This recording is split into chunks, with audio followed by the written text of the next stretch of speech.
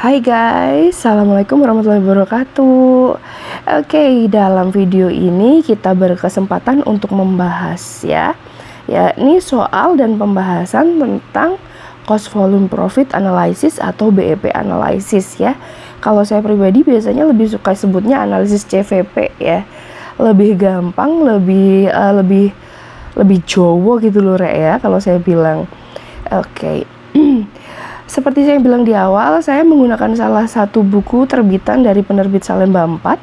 Jika kalian punya referensi lain, silahkan diketik di kolom komentar dan kita nanti bisa diskusikan bareng-bareng jika kalian punya soal yang ingin didiskusikan.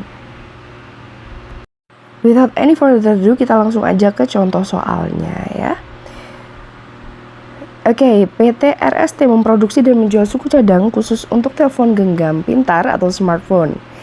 Ya, ini adalah laporan laba ruginya di bawah ini dengan ada format margin kontribusi dan untuk tahun yang baru saja berakhir, berarti periodenya baru aja berakhir ya. Bisa dilihat penjualan sebesar 20.000 unit dengan total 1,2 M.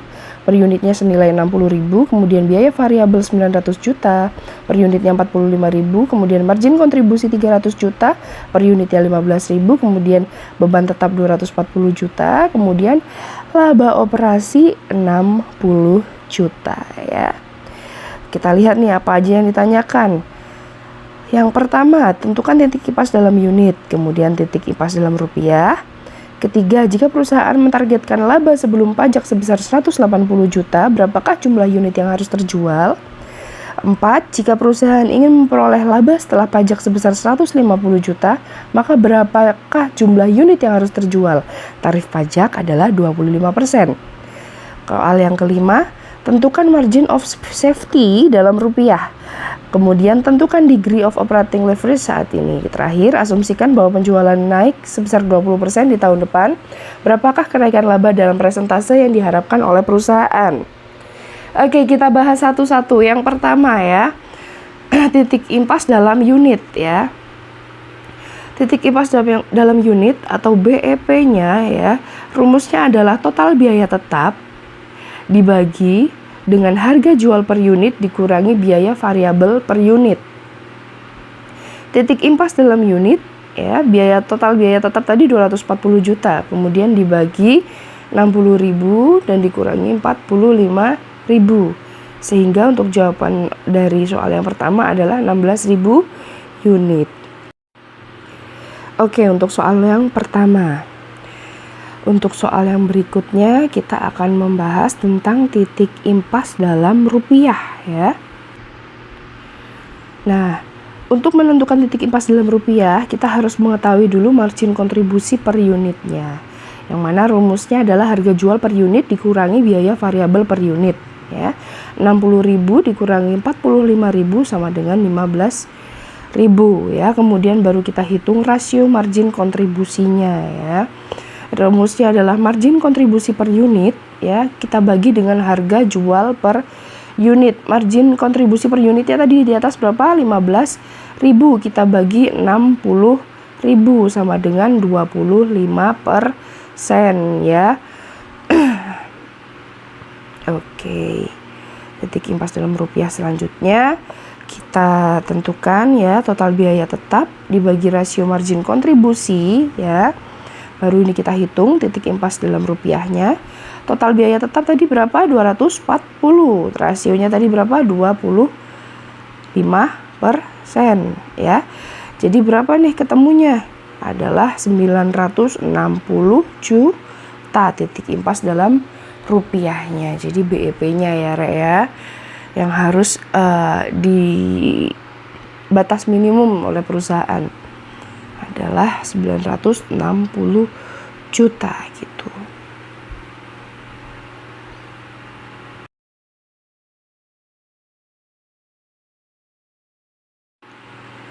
Oke, ini soal yang ketiga, jumlah yang harus terjual untuk mencapai target laba sebelum pajak ya. Jumlah yang harus terjual dalam unit ya yang kita cari ini. Rumusnya adalah total biaya tetap plus laba sebelum pajak dibagi dengan harga jual per unit dikurangi biaya variabel per unit. Total biaya tetap tadi berapa Rek?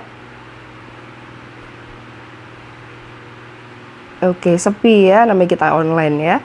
240 juta ditambah 180 juta yang diharapkan tadi ya. Kita bagi dengan 60.000 min 45.000 atau 15.000 tadi ya. Oke, sehingga hasilnya jumlah harus terjual dalam unit adalah sebanyak 28.000 unit. Seperti itu ya. Kemudian adalah jumlah yang harus terjual untuk mencapai target laba setelah pajak. Ingat, laba setelah pajak ya, rumusnya adalah laba sebelum pajak dibagi 1 min tarif pajak. Laba setelah pajak sama dengan 150 ya, tadi yang sebelum pajak itu ya. 1 min 25%, maka laba setelah pajak adalah 200 juta. Itu saya terbalik ya, itu terbalik setelah dan sebelumnya ya.